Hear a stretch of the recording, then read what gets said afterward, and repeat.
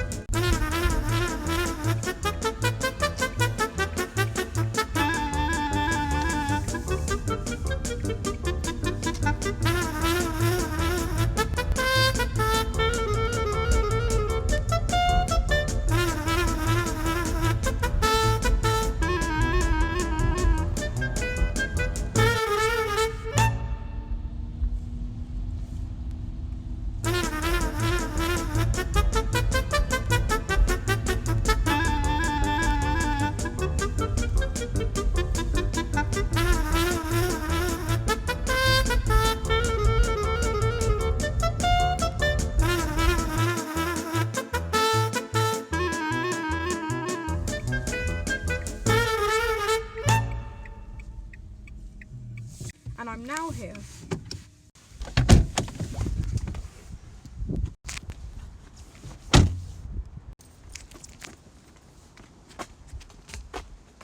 Okay, so now I'm arriving at my granddad's house, just got out of the car. Now I'm going to start the interview. And look who it is. Da, da, da, da, da, da, da. It's my granddad. Say hi to YouTube. Hello, YouTube. Hello, Paul. Hello. Now, here's my first question to you. When was the first time you actually loved railways?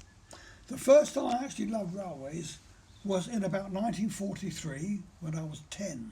Mm-hmm. And that was because we were in Royston and I happened to go onto the railway station on a Wednesday afternoon when we didn't have school. Mm-hmm. And when I was on the railway platform there, a little steam engine was shunting the wagons in the yard, which used to happen a lot in railways in the old days.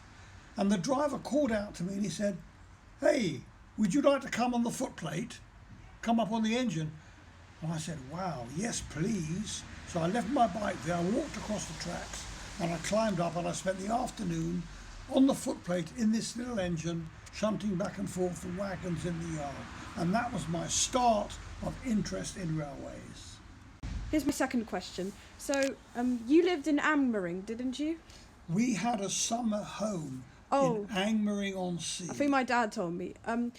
Can I ask why you had a summer holiday in Angmering, please? It's a home, it's not a house. Oh, okay. It was a house that my parents bought. They bought it just before the war, before World War II. And we used to spend, after the war, we used to spend much of our summer holidays in this house on the coast in Angmering-on-Sea. Here's my third question.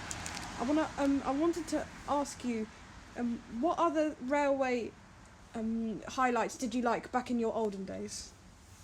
Pardon me.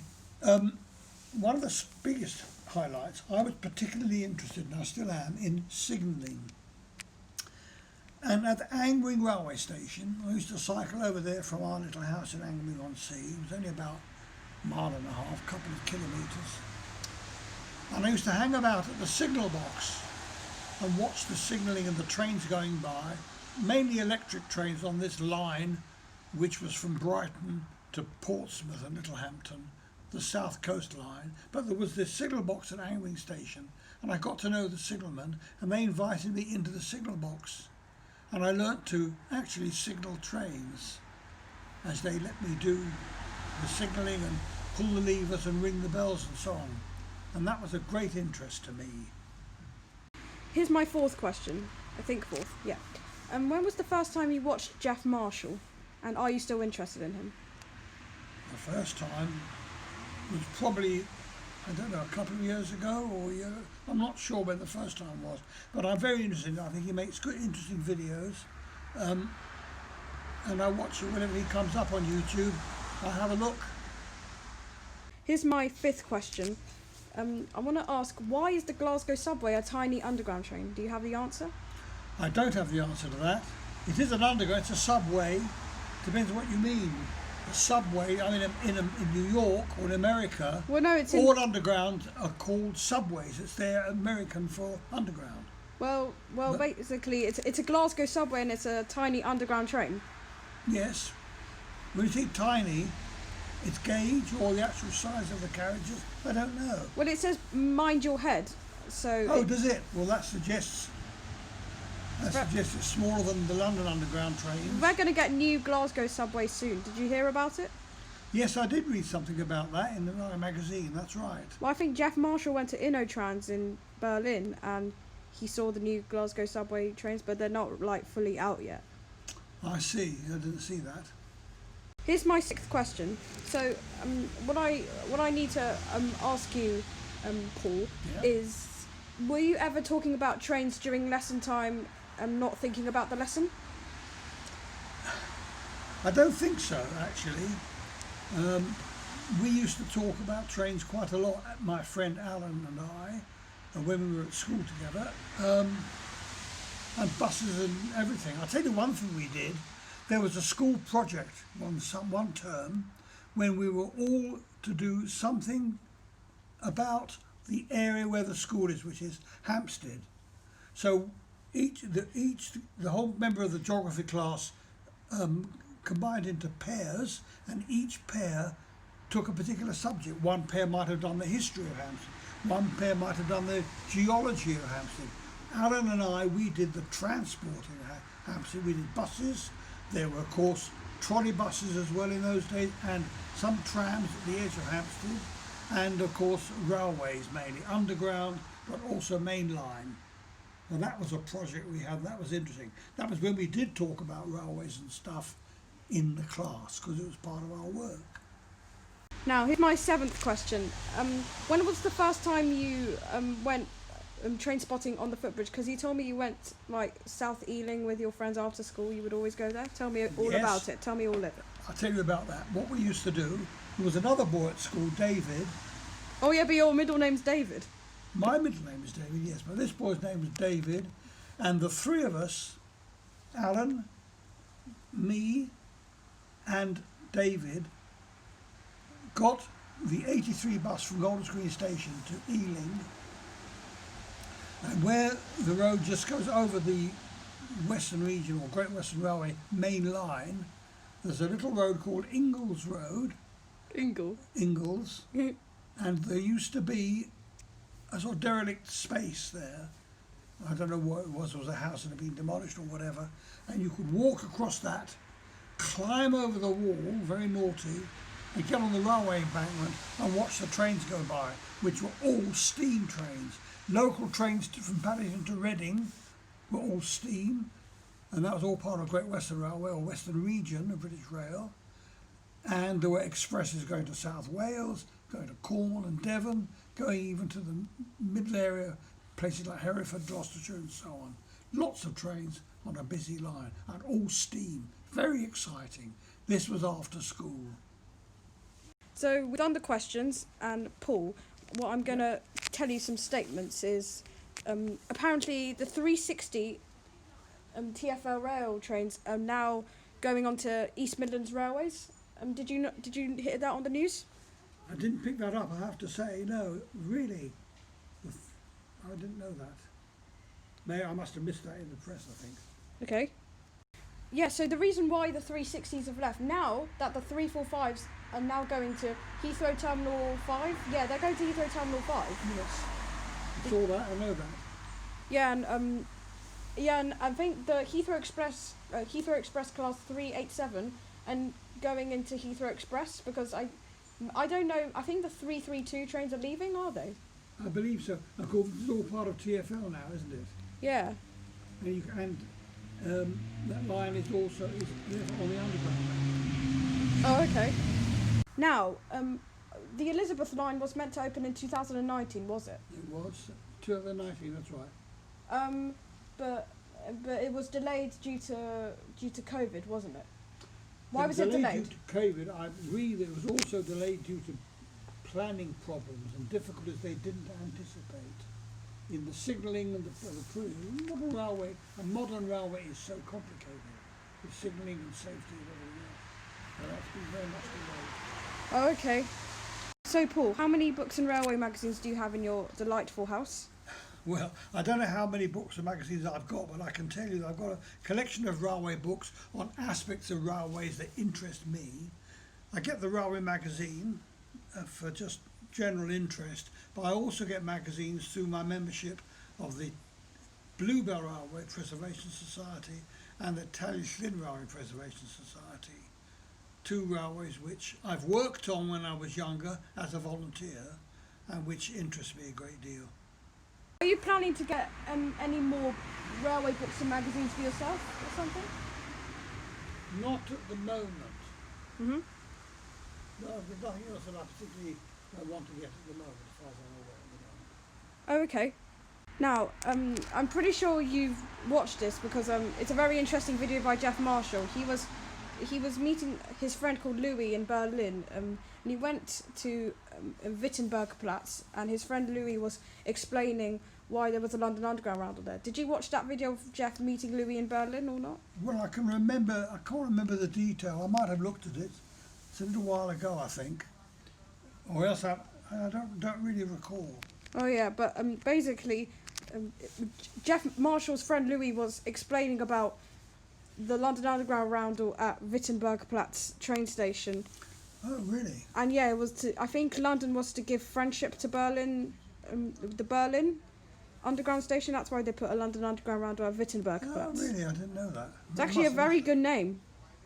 Plus, you can actually, if you want to go to, if you want to go back to London, you can change at Wittenbergplatz and go to Tegel Airport and fly your plane and then there. fly your plane from there. Oh, right. But that's an interesting fact, is it? It is indeed. Very interesting. Wasn't aware of that. Oh, okay. Right. I believe over there, I hardly can see it, are your collection of tube maps. Can you show YouTube your collection of tube maps from Golden Screen, please? I haven't got a collection of tube maps. I've only got the current one. Well, I haven't even got the current one because I haven't been out to the station. Do you want to? I mean, over there where that table is usually your tube maps are put there. Yes, but there aren't any there anymore. Oh, how come? Well, we're throwing them away because they were old. Oh, but okay, never mind. It's fine. Don't worry. Okay. Yeah. When was the last time you went on the tube? It's a while ago. The last time would have been at least 6 months ago because I've been shielding because of COVID. I've not been on public transport or on a bus either. Uh-huh. Have you got an interesting thing to tell to YouTube? The other interesting thing to do with railway signalling was that apart from Angmering signal box that I talked about earlier, there was another signal box, much bigger one, with a junction nearby at a place called Ford, and that's near Arundel. And it was a complicated junction and a big signal box, and there was a signalman there I got to know when I was younger. This all took place when I was about, I suppose, 15 or so. Okay. And I used to go and see this man Reg quite often in Ford signal box. Very interesting, complicated. Now, I wanted to shake your hand, but because of COVID, let's do a virtual handshake. A virtual handshake. It's a Virtual. Virtual. I loved it. What was the best question I asked you? They were all good and all interesting, and I had to think about answers. I couldn't say a particular best question. They were all interesting, they're topical, and they were relevant to railways. Now, a very important question is, which is a better museum throughout London? The Acton Depot, otherwise known as the London Transport Museum Depot, or the London Transport Museum? Well, that's very difficult to say. One is simply a part of the other. The depot is simply a storage place which is open to the public sometimes for all the stuff that there isn't room for at Covent Garden, at the main museum. And therefore they're both interesting. One complements the other. we've been to both, you and I've been to both, and I would go to both again when COVID is over, because they're both equally interesting. Who isn't the best, they're a bit different, although they're part of the same thing. That's not a very good answer, but that's what I mean. Apparently, Great Britain, and there's a place called Britain. Well, why would it be a place called Great Britain and Britain? I think the word great with Great Britain, And there's a Greater London as well. that's something different. Great Britain goes back to the days when Britain had an empire. Lots of other countries all around the world which we had as part of our empire. Mm-hmm. And we thought we were great, perhaps. But as I said before, that's out of date. Well, You what- don't say Great Britain or Great, or even Britain.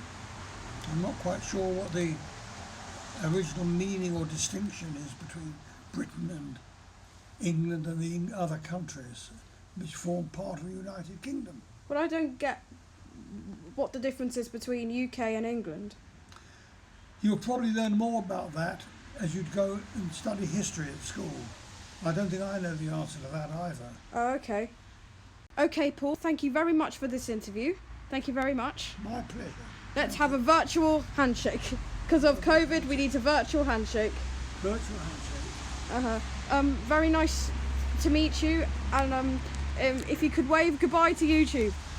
Bye-bye, YouTube. Bye, YouTube.